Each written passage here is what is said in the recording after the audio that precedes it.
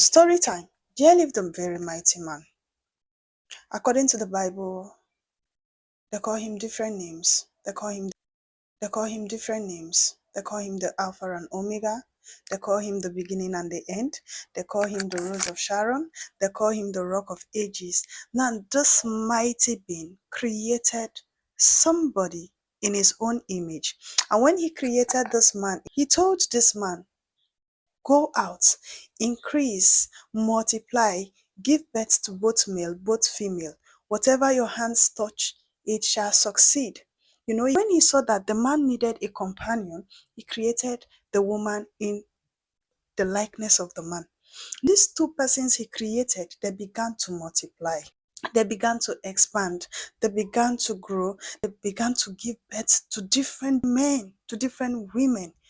And it continued like that. Now a time came that this set of persons were in one accord, their unity. They were so united, they were so focused, and they came together and they said, there is a being up there, and we want to really, really know what's happening on up there. We are going to raise a tower. We are going to build a tower that will reach up to that being that we don't know.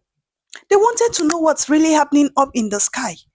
And they began to build, they began to create, they began to build this tower. They started building from one brick to two brick. They started building brick by brick.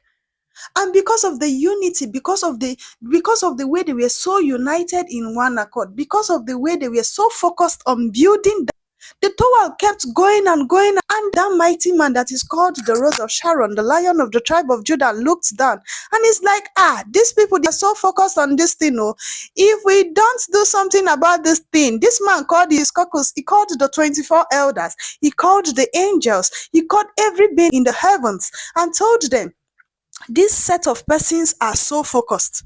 We need to do something very, very quick. They want to test us. And this mighty being sat down and is like, you see these humans I created? They are so focused. There's one thing, there's one denominator amongst those people, and that is their language. Because they are hearing each other, they are communicating with each other. We are going to cause confusion. We are going to change their tongue. One of them will start speaking Hausa, another one will start speaking Afghanistan, another one will start speaking Igbo.